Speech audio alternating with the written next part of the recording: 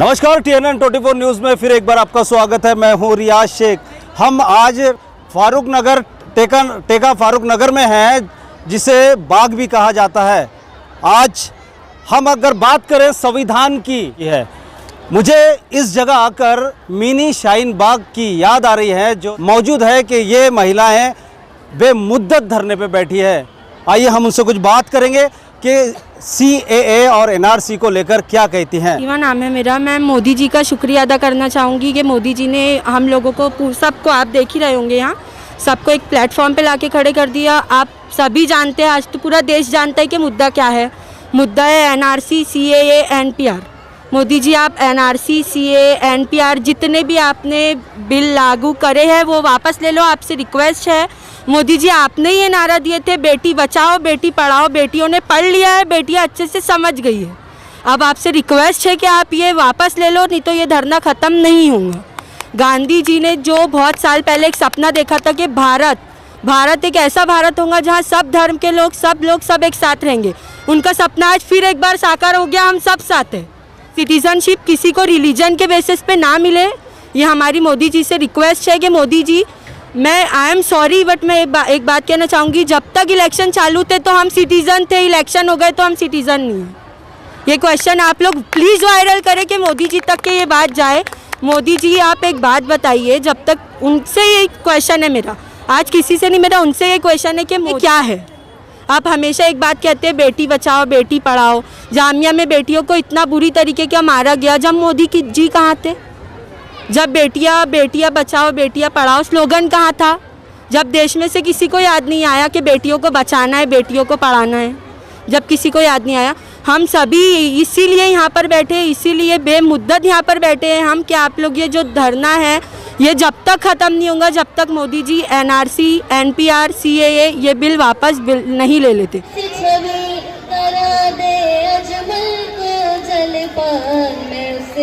मुसलमान हिंदू की जान, कहाँ है मेरा हिंदुस्तान? मैं उसको ढूंढ रही हूँ, मैं उसको ढूंढ रही हूँ।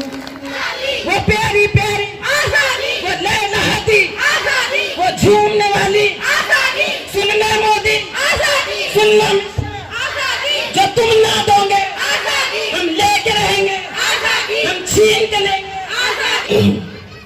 अगर किसी को कहीं कोई शक है कि प्रदर्शन करने में नागपुर की बेटियां दूर हैं, तो यहाँ पर आके देख लें, यह मंजर उनको दिख जाएगा कि हम किसी से कम नहीं।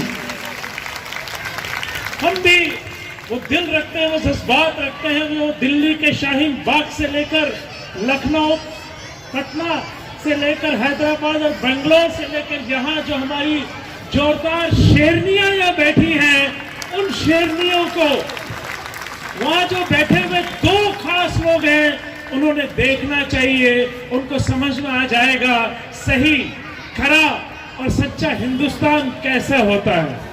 कि औरों के लिए रखते हैं जो प्यार का जज्बा, औरों के लिए रखते हैं जो प्यार का जज्बा।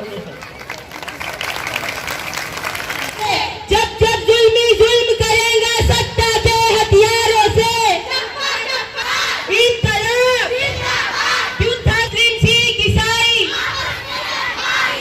हिंदू मुस्लिम सिख ईसाई आपस में होगा, शाहीन तेरे नारों से, NPR वापस होगा, शाहीन तेरे नारों से, सरफरोशी की तमन्ना अब हमारे दिल में है, और देखना है जोर कितना पांचवें आतिम में है।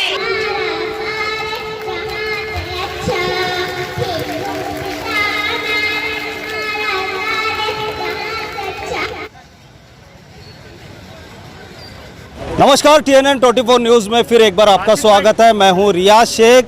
हम इस समय नागपुर के टेका में हैं, जहां NRC और CAA को लेकर मुझे दिल्ली के छोटे शाहीन बाग की याद आ रही है, जहां मुस्लिम महिलाएं धरने पर बैठी है, सरकार से मांग कर रही हैं कि वो NRC और CAA को वापस। TNN न्यूज़ का मुबारकबाद देना चाहता हूँ और ये बताना चाहता हूँ कि यहाँ पे जो एक नागपुर शहर में आज ये शाहीन बाग, जो नागपुर शहर का शाहीन बाग बना है, शाहीन बाग की तर्ज पर ये यहाँ पे एक धरना आंदोलन का आयोजन किया गया है।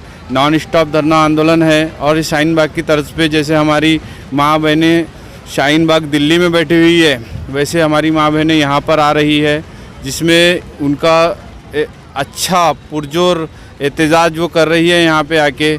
और अल्हम्दुलिल्लाह यहाँ पे उनमें इतना जोश है, आप यहाँ पे दिन में आओगे और भी मीडिया चैनल वाले यहाँ पर थे, उनमें वो उनका जोश इतना है कि वो देखते ही बनता है अपना। क्योंकि मैंने जैसे आपको बताया था, नरेंद्र मोदी, अमित शाह अगर किसी से डर रहे हैं तो वो हमारी माँ बहनों से डर रहे हैं। अभी हमारे यहाँ के मर्द तो आने के हैं, हमारी माँ बहनें जो आ गई है रास्ते पर शाहीन बाग की तर्ज पे जो नागपुर में भी है, वो इतना घबरा गए हैं कि उन्होंने रात में सो के उड़ जा रहे हैं कि ये क्या हो रहा है। राजा उसे कहते हैं जो अपने प्रजा की सुरक्षा करे और प्रजा को साथ लेके चले, लेकिन वही महिलाओं ने धरना देकर ये साबित कर दिया है कि हमें एनआरसी एनपीआर पसंद नहीं, यानी कि मंजूर नहीं। नागपुर के टेका में बैठी है। आइए हम कुछ बुद्धिजीवी लोगों से बात करते हैं जो हमारे साथ में बासित साहब है, हम उनसे भी बात करेंगे। जाकिर भाई है, जाकिर बिल्डर साहब, उनसे भी बात करेंगे।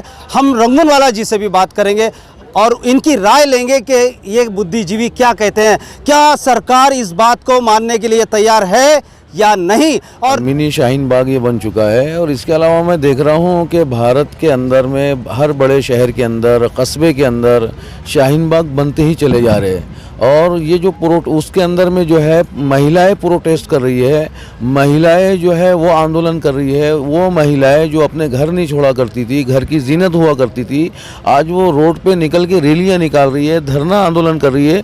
और मुझे हैरत हो रही है, हमारे प्रधानमंत्री जिनका 2014 में नारा था कि बहुत हुआ महिलाओं पे अत्याचार, अब की बार मोदी सरकार, उनका नारा था बेटी बचाओ बेटी पढ़ाओ, लेकिन आज वही महिलाएं अपना अधिकार मांग रही है। और ऐसा लग रहा है उनको कि ये जो महिलाएं शाहीन बागों में बैठी है, ये देश की संतान नहीं है और देश की आज़ादी में इनका कोई बलिदान ही नहीं है। बिल्कुल इग्नोर किया जा रहा है, अवॉइड किया जा रहा है। भाई उनको मालूम होना चाहिए कि सुभाष चंद्र बोस जी ने जब जो आज़ाद सेना बनाई थी, चंदे का ऐलान किया था, तो औरतों ने अपने गहने निकाल करके दे दिए थे, अपना पैसा निकाल करके दे दिया था। और उसी महिलाओं में एक बुढ़िया थी, वो चंद्र बोस के पास जाती है और कहती है कि मेरे पास ना पैसा है ना गहने है, मेरे पास मेरा ये जवान बेटा है, ये आप ले लीजिए।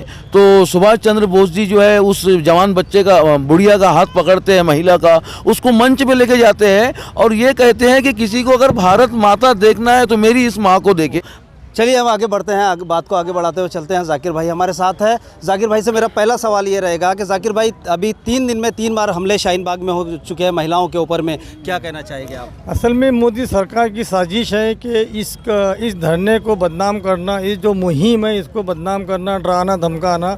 ये हिंदूवादी जो ताकतें हैं ये बहुत आगे आ रही है और ये चाह रही है कि ये जो काला कानून आया इसी सिर्फ मुसलमान वर्सेस को देश करना चाहते हैं। लेकिन अल्लाह का एहसान है कि ये जो लड़ाई है ये मुस्लिम वर्सेस नहीं है, ये संविधान वर्सेस आरएसएस और संघवाद होने वाली है। इसीलिए वो लोग हम लोगों को, हमारी महिलाओं को डराने की कोशिश कर रहे हैं। लेकिन हमारी महिलाएं शेरनी है, वो शेरनियों ने बता दिया है कि वो किसी बंदूक की गोली से डरने वाले नहीं है।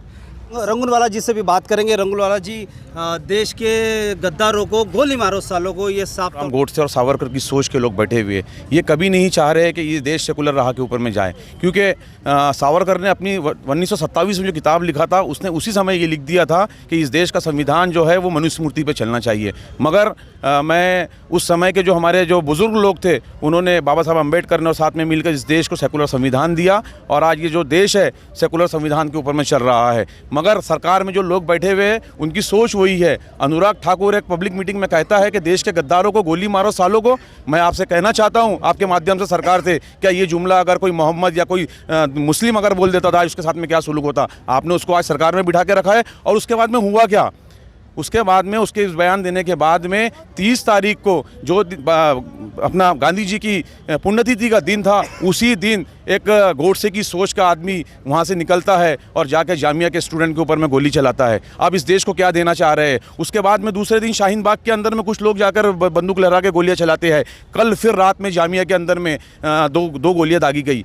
ये क्या हो रहा है इस देश के अंदर में? सरकार क्यों इस चीज़ के ऊपर ध्यान नहीं दे रही है? कोई कहता है कि गोली मारो, कोई कहता है कि जो शाहीन बाग की जो औरतें बैठी हुई हैं वहाँ जो लोग बैठे हैं तुम्हारे घरों में घुस के लोगों के साथ में रेप करेंगे। दूसरा कश्मीर बनाया जा रहा है। ये भाषा देखनी चाहिए, वो किस तरीके की भाषा का इस्तेमाल कर रहे हैं। आज जो कुछ लोग बंदूकें लेकर सड़कों पर निकल रहे हैं, ये सिर्फ और सिर्फ जो सरकार के लोग जो सरकार में बैठकर इस तरीके की बयानबाजी कर रहे हैं, उनके बोलने पर, उनके उकसावे के ऊपर में वो लोग बयान दे रहे हैं। मैं डिमांड करता हूँ कि ऐसे लोगों को तुरंत सरकार से निकाला जाना चाहिए, नहीं तो ये जो पूरे हिंदुस्तान में प्रोटेस्ट हो रहे हैं, ये लोग आने वाले समय में उनको माफ़ नहीं करने। देखें तो बेरोजगारी चरम सीमा पर है।